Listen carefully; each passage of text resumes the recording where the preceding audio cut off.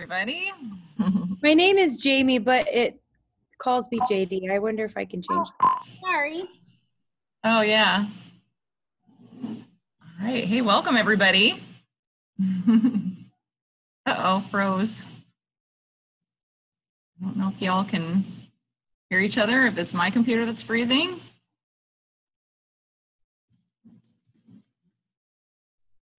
I have an awful cold and I'm on lots of cold medicine. So if I don't eat something every so often, you know how that goes. Oh, no. Yeah, well, lozenge away, so. All right. There we go. Two of my colleagues aren't able to come today. Will there be a rebroadcast or a? I'm recording right now, so I'll go ahead and figure out a way to upload that. Thanks, Lisa. Yep. Okay. Well, I'll just keep admitting as I see people are coming in. And we can go ahead and get started. If you guys want to start, how about, I think if you're here, you have priority. Does anyone have a question that they want to start with about portfolios that's right here? A burning question? I don't have a question, but I am going to throw out, and like, I know I'm wordy, so I'm going to put like a 35-second timer on my watch about what I was going to say. That's what I do now. I time kids. I'm like, you're not allowed to talk more than 35 seconds. Boom. So I wanted to say that I'm sitting in my classroom right now, that if you guys are curious about folders and how I collect free writes, I can talk about that with portfolios. I would love that.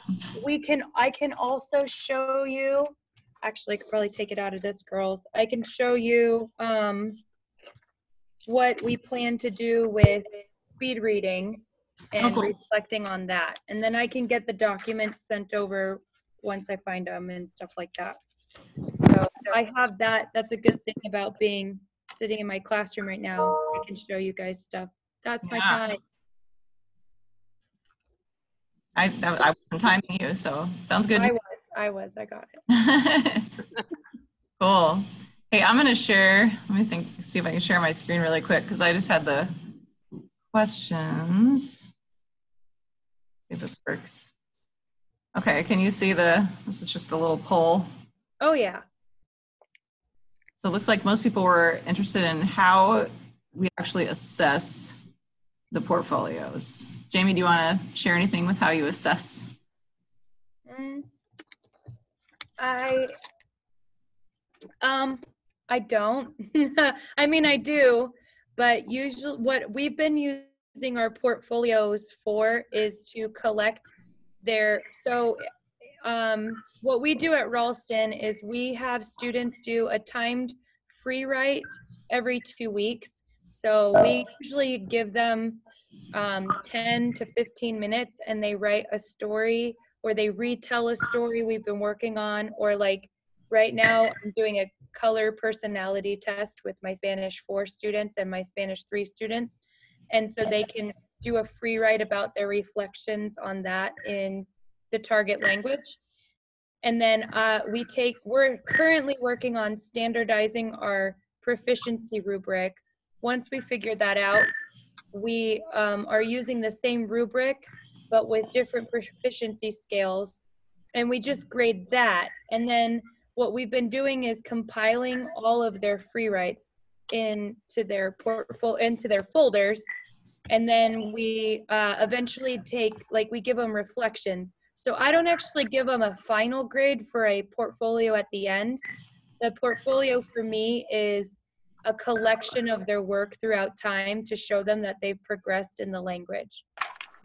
That's kind of been my experience with doing portfolios. It isn't so much that they get a grade for the actual portfolio so much as the portfolio is like the vehicle for assessing their progress and allowing them to show, and then they reflect, and then that may be an assessed grade, and kind of talk about like whether we agree, and they have to provide evidence and that sort of thing, and they can't do that unless they have a portfolio. So yeah, and a lot of like the purpose of the reason we're also collecting all of this data is to show, like, I teach the upper level Spanish classes, I teach intermediate and intermediate level, so level 3, level 4, and level 5, which is AP. And I'm constantly asked, like, are the kids getting to where they need to be by the teacher before me? Am I preparing them for you well enough? I think seems to be the concern, which doesn't, I mean, it tends to be the concern. So by us saying, you know what, how about we collect their work, and we don't have to collect every single one at the very end of the year, but collect like at least the last one. So we can say, here's where student A left off. Here's a portfolio of their work so you can see where they left off. Kind of like a cumulative folder follows the student all throughout their age, their grade levels. Why don't we have one for their language is essentially where Right. we come. Right. And I feel like that's really helpful. Like I have some students that are going on that were coming from a CI environment and they're going to a non-CI environment. And I've already had, you know, a comment of kind of like, well, they didn't know how to conjugate, you know, something.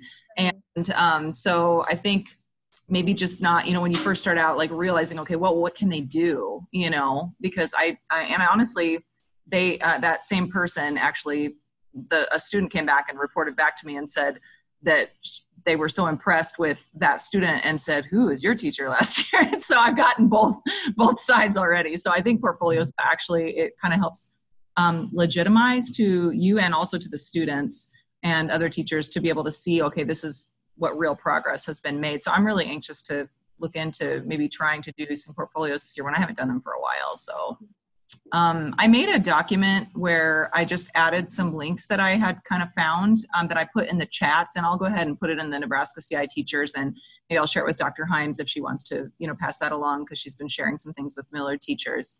And so there was one of the things that was on that document that I thought was super cool was one that Candy Kraska shared with me that at Millard West, they were using. It's an electronic portfolio they use through Glogster, which I know it's a charging thing, but they have it through their library. So I don't know, it might be interesting to check with your media specialists and see if you maybe have a subscription to that with your school and maybe just don't know it, because that's kind of how it happened with them. But she's given me her sheet of what she has them put in it and how she uses it to assess.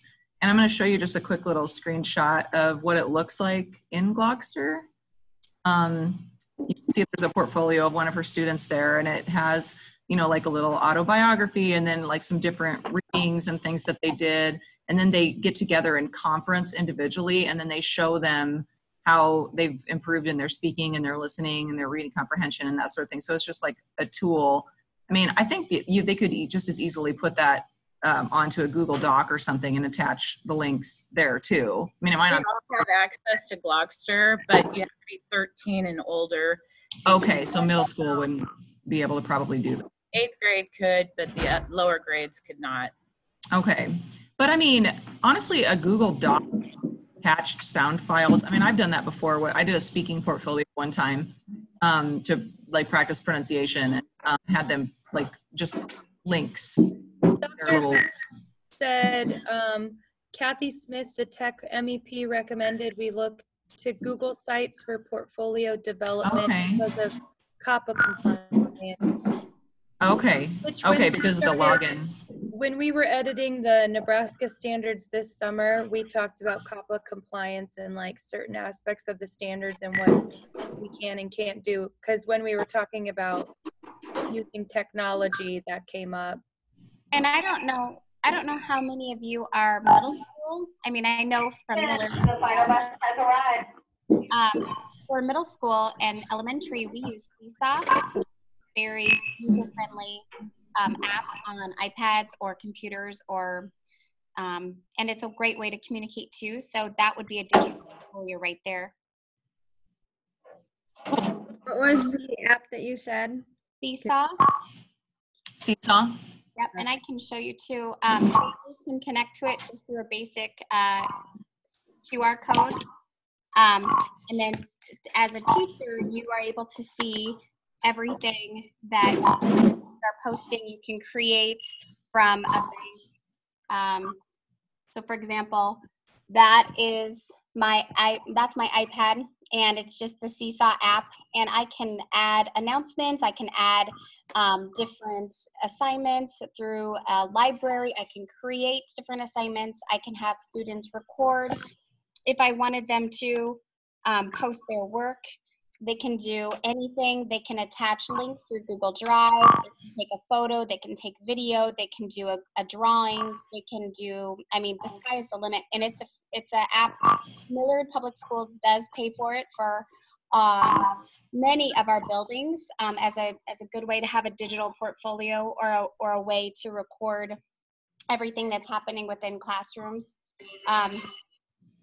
So are you the one that is recording everything? The students can't record things and put it? Well, the students can, and they're, now as a Spanish teacher, I have access to all the teachers in my building, so all 27 teachers and all students within each class.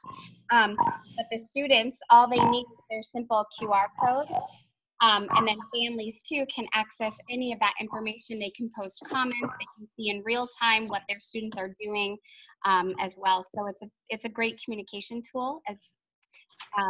But the elementary school students, K-5 and Millard, they know how to do it very well. So coming into the middle school, you know, if that was something that middle schools wanted to look towards for a very easy transition, you know, that would be available to them. And I believe Dr. Heim said that, oh, sorry. I believe it's free if you don't want it to go from year to year. See, for IB, we needed it to follow them for the entire 6 years. And so portfolios within the IB, the PYP program, were a requirement. So I know that Millard pays for our 2 buildings to have kind of an enhanced version of Seesaw, but I believe Seesaw itself is free unless they've changed it. Dr. Himes says, I used Seesaw with high school students and they loved it. I presented at Seesaw, about Seesaw at NITA one year. If you archive, you have to pay for it. Okay, Christina, did you want to say something?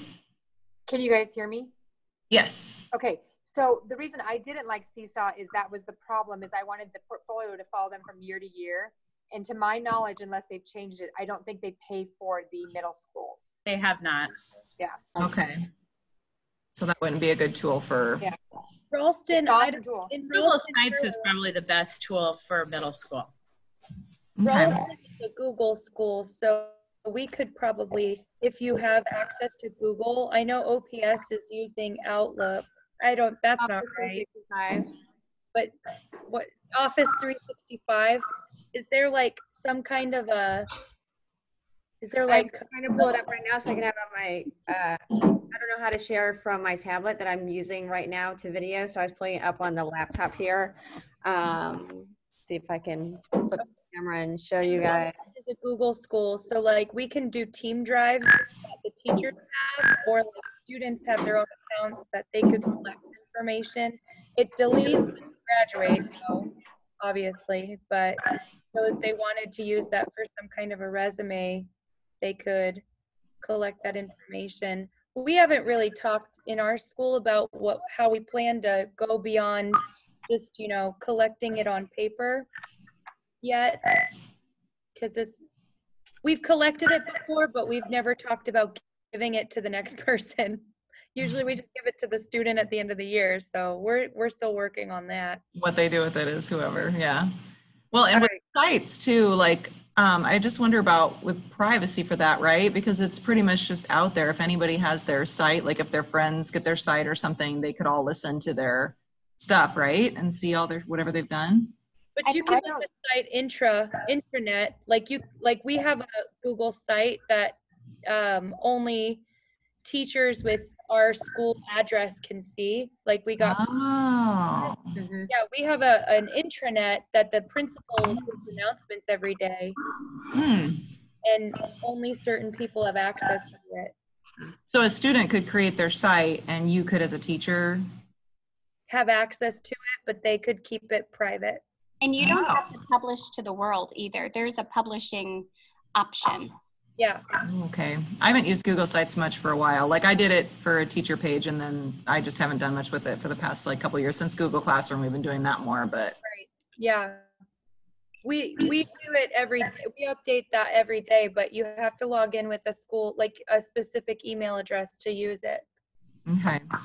How are those of you who are doing things like with like digital portfolios dealing with? I really always like to include like timed writes and like quick writes and exams and things like that in when they're doing reflection and like tracking their progress and that sort of thing. Like I've always had like, well, I shouldn't say always, like I've done portfolios forever, but like the last time I did portfolios, I had like a file where they had their stuff, just like I put all their tests, like every time they took it, I shoved it in their little files. And so they couldn't take them home with them or anything, but anytime we did some reflection, you know, from time to time, they had their exams and stuff like that in there. So do you keep their timed writes and their assessments like organized by their name aside from doing the digital, or is that part just not included in it, or how do you guys do that if you've done that before? Well, I'm going to jump in real quick because I was going to share that I don't do digital yet this year. I want to maybe look into and see how that would work, because I've always done paper. Like I'm showing you my just a yellow folder that I use for the students. I put their name on it. They put the name on the tab, and then inside is their assessments, their midterms, their final, their timed writes, their reflections, any other like assessment things that I think, or activities that we do in class that I think will be helpful for their next teacher to see, especially because as Jamie was talking earlier about just having that documentation for the next teachers that they go on to, because I teach middle school, so the high school teachers that I am sending my kids on to,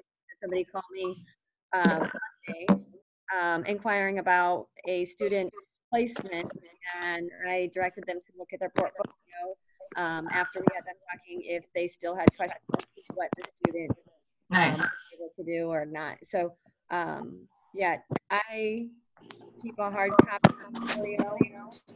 I have not started electronic portfolios yet, but in today's age, the only thing I'm wondering with the digital portfolios is with their assessments and timed writes, I do them all like hard copy except for the stamp, but their results we can print out and make a hard copy, or they could even have I could send a digital copy of their results.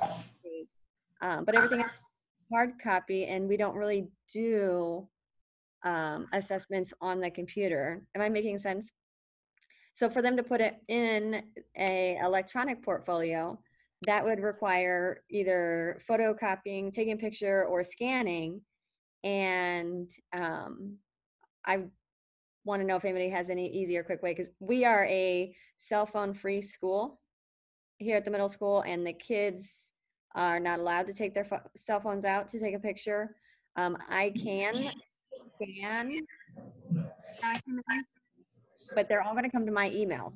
And in the past, I've scanned their timed writes because I wanted to just keep them for myself. But that's like 150 students for one document. And that, so then to try to sort that out. So if there's some other way that they could upload their documents themselves to make it electronic. Otherwise, right now, I'm only hard copy portfolio. I wonder if that could be a student job.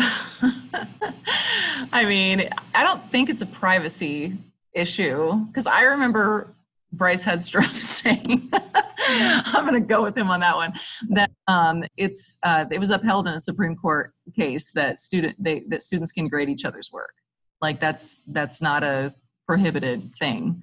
But I wonder if scanning it for you and putting it on grading it, but maybe he's just referencing or talking about, correcting a paper, but really actually seeing each other's grades, I think would be questionable as to whether that's allowed or not. Yeah, you're probably right. So I wonder if you are, wanting to use something like a Google Classroom as a way to collect your portfolio work, because if you were to assign a free write in your Google Classroom, the students would respond to it and they wouldn't be able to see each other's work unless you wanted them to, and therefore it's already in your digital portfolio, for us at the elementary level, we teach, Kathy and I, we both teach upwards of 500 students.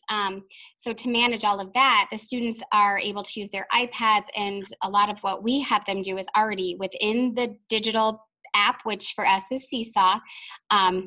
And then it's already in their app, and then they just submit it to their journal, which is like a news feed, which you would see in Google Classroom.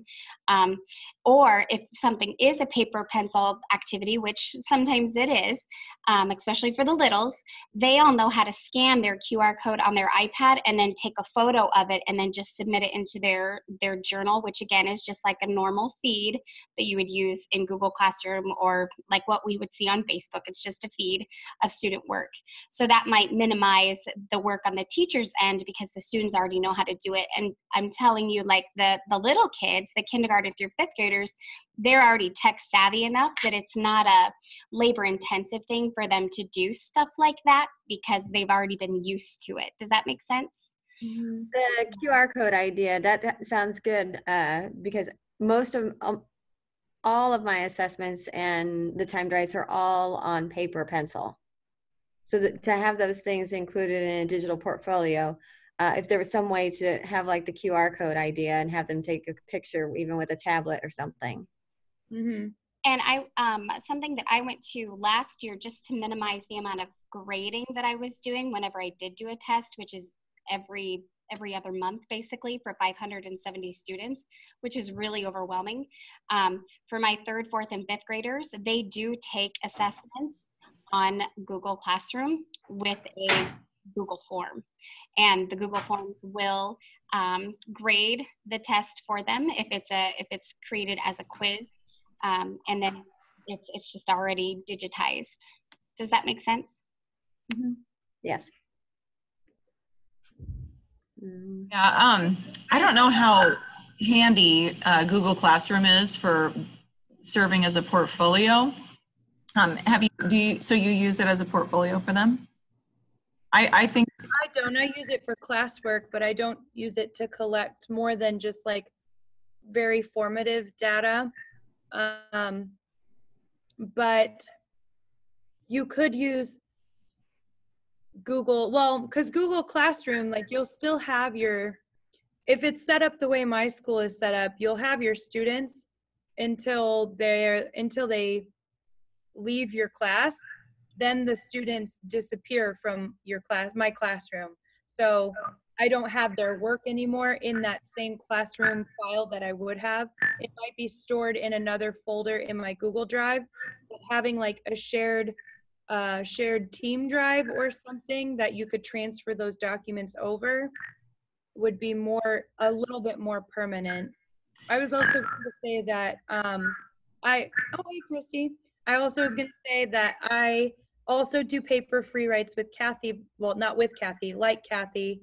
But I do them on paper because of the act of like writing versus typing. There seems to be, I've noticed my classes, they can't type as well as they write. They make a lot more mistakes when they type compared to writing. I don't know the psychology behind that, but I also don't have an answer to your question about how to make that easier. I was just throwing that out there, that we just keep binders. It's easier in a smaller school district when there's only like 4 teachers you can just hand it to. I know that it does keep it on Google Drive somewhere. I imagine it might vary from school district to school district how it's set up, because Google really does customize it, I think, like with whatever package they get. But I had a student who really wanted her final project, her video from last year, and she could not find it. And she was like practically crying this year. And so I was digging around and I couldn't find it because I cleared out the class. Like I started a new class and class was gone. And I found it somewhere like in the dredges of my Google Drive, like in some Google Classroom folder backup thing. So I think it keeps it, but it doesn't organize by student. It organizes it by assignment. And so every class you makes a folder, and every assignment you make makes a folder inside that nest. And so you have to look for it by assignment from the class that you created. So if you start over every year with a brand new class, you can still have an archive of everything from before, but it's really hard to navigate. Well, I'm kind of a fan, honestly, of the paper and having it in class. Like, how many of you guys have done portfolios, like where you keep like a specific, either like a file folder or like a binder or something for your kids for portfolios in class? I do. Are you happy with that? How are you doing that? Well, I mean, it was a little I'm not a very organized person, so it was overwhelming at first. But what I found works for me is I give every student in every class, I have a box with a folder in it, and they use that folder every day. And every time they do a free write and I give it back to them, they marked on it which number they were on. So we've only done like one. We're going to do another one this week. And then I hand it back to them.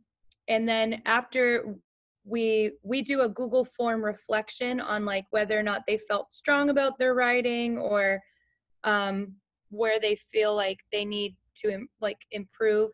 And then I have another binder with tabs and with each class, and it's organized alphabetically, or I guess numerically. And then the students bring them up in order, and I just put them in the binder. And then I don't really look at them again until parent-teacher conferences. So usually they keep stuff in their binder, and then I collect them and put them in, or they keep them in their folder, then I collect them and I put them in a binder. So I have everybody's in different binders. It sounds like a lot of work, but it really only takes like 15 minutes tops. I think that, you know, whether it's digital or paper, whatever works best for you and the sizes of classes that you serve. I mean, I think there's no wrong way to do it. It's just whatever is most convenient and makes more sense to your, you know, way of organizing. I know, you know, for me personally, because I have, like I said, 570 students, 27 classes of 27 kids. Mm-hmm. For us, you know, I use the Google Classroom and the Seesaw, but when I was just a grade level teacher, K through 5, doing the different roles that I've always did what you've described, either the binder system or the folder system, and that worked really well, but it was only for, you know, a smaller subset of students. Right, I couldn't imagine doing it for that large of a population. I don't have as many kids. Well, and when I first started the Spanish program here, I did keep a folder for each student, and that was a lot of folders. So I've found Seesaw to be very freeing for me. And like Sarah mentioned, the students are so great about taking photos of their work. Sometimes I've done it, sometimes they've done it. But that has just really worked well for us, I think, at the elementary level. But we're fortunate that the district is supporting us and paying the necessary fee to keep that information going for the students. Dr. Heim says, how do we share information from one level to the next? It seems like we would like students to carry it forward as a form of communication. Has anyone looked at the Linguafolio option? I want to talk about that because I haven't, but every time I look for Linguafolio, I learned about Linguafolio in undergrad, which was a while ago. And then I tried to jump into it now that I actually have autonomy where I work and I can do kind of what I want with the students. And I can't find anything about Linguafolio in Nebraska anymore. I mean, it started in Nebraska. I remember Dr. Moeller came and talked to our classes about that. We have about 10 minutes left in this meeting, FYI. Oh, golly. I can go ahead and start another one and we can hop back in, and I'll just, you know, I'll post the link on the page. I think my meeting ID is the same. I'm not sure how that works. It just tells me I have 10 minutes left before it times out. But so I did the Linguafolio, but it's been like forever. I mean, I don't even remember. Was it 15 years ago, maybe? I mean, that's when I learned about it. Mm-hmm. I know at one time, the state supervisors for world languages had a meeting in Atlanta, and Dr. Moeller actually nominated me to go represent Nebraska because she wanted an elementary person on the committee, and we worked on it. And I came back with some great ideas from that meeting, and it's my understanding that it is now digital, but I have not used it with my elementary students. Mm-hmm. I used it, but it's been so long ago. Actually, now that I think about it, it might have been 2006 or 7. Dr. Himes said, it's easy to find research papers, but actual examples are difficult to come by. Could we create our own version of Linguafolio? There we go. That's our next project. Uh-huh. Well, I think the server space, I suppose, interface, I don't know how we would do that. She's laughing too.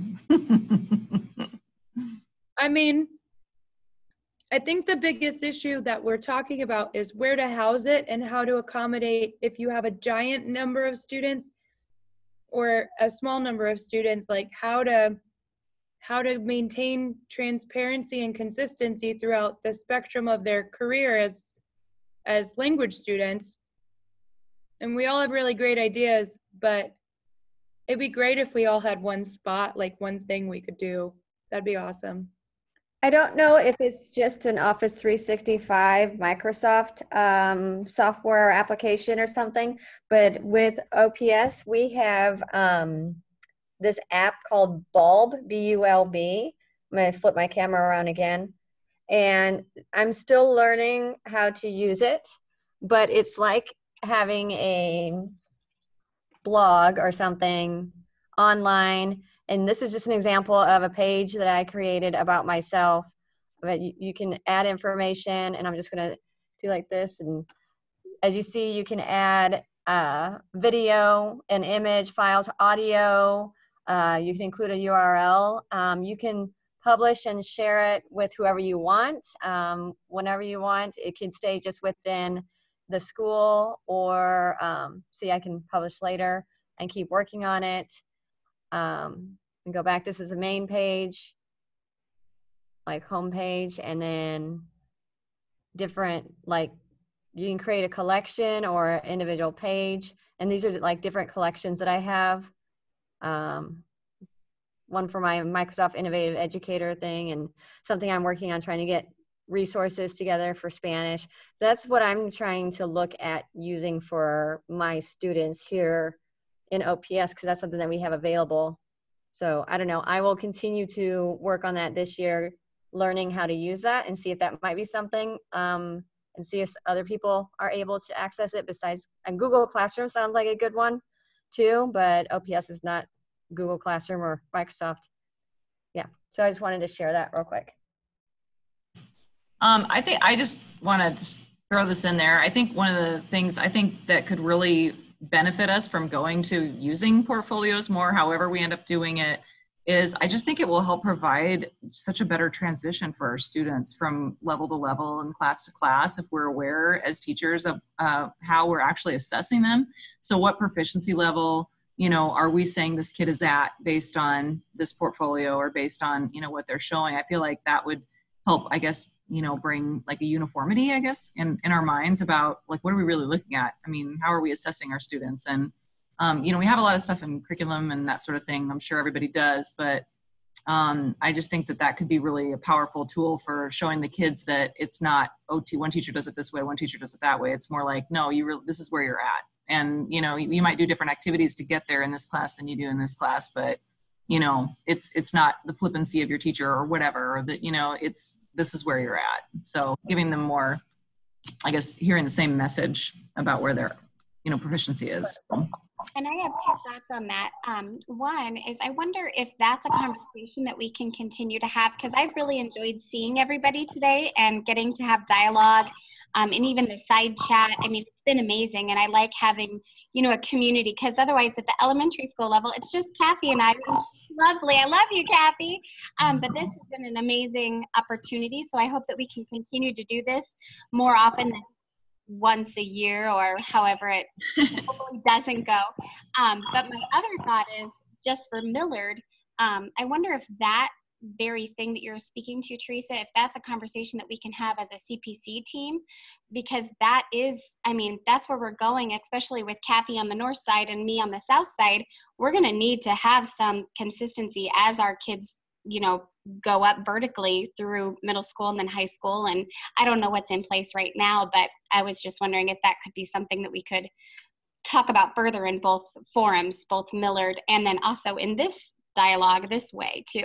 What is CPC? The curriculum planning cycle for Millard Public Schools. Okay. Yeah, that honestly, that would be fantastic, because that's always been the struggle of like, how do we place kids, you know, from middle school to high school to, I mean, honestly, it's just such a better picture of where they're ready to be. It's that's not just a struggle in Millard. Yeah. I mean, I'm small town Ralston with one high school and one middle school, and we still, we agree on more things than we disagree on, but like we're still working out how proficiency works and where kids place and how levels are worked out. So I think that's also a good conversation for the broader group as well. Dr. Himes adds, and it would address the new standard cognition, which with the students, yeah, boom. Right, that one. Awesome. I just want to say, okay, we have about 2 minutes left before it just shuts off, and it won't let me create a new meeting until like, it'll just end this meeting if I start doing that. So do we want to try to continue on, or do we want to like set a time, maybe look at doing this in the future where we address this again, or after we maybe look into some things or focus more on how do we actually, some of the things that we didn't really talk about too much, like how do we have the students self-assess, or what do we communicate to the students or parents about their portfolios or that sort of thing. I think having students self-assess and reflect is a different conversation piece that connects to portfolios, but it could take a life of its own. So where are we at today? Are we at like meet a different day, or pick up the meeting after it ends? I'm fine with either. I'm okay with either. All right, raise your hand if you would like to start a new meeting after this meeting is over. Raise your hand if you would like to schedule a meeting a different day. Yeah. Okay, let's do it a different day. There we go. No judgment here. It's whatever you want to do. So, all right, well, we have 1 minute left. Any questions, thoughts, comments? Do you like that having more digital meetings so that we can get together? Do you think this is something that will be helpful moving forward? Yes. Okay. Because we've been talking about it, and this is our first official not lit Facebook Live one. I love meeting with you guys, and it was great that I could do it without having to leave school and try to find a way to get there. Yeah. Mm-hmm. Cool. Cool. Well, thank you guys all for coming. Thank you. All right. I will find a way to either put this on YouTube or put the link on Facebook on the group. I'll share it with Dr. Himes too. So. Because we have a YouTube channel. What's that? We have a YouTube channel, so let's chat later. Okay. Sounds good. All right. Bye, everybody. Bye, everybody. Bye.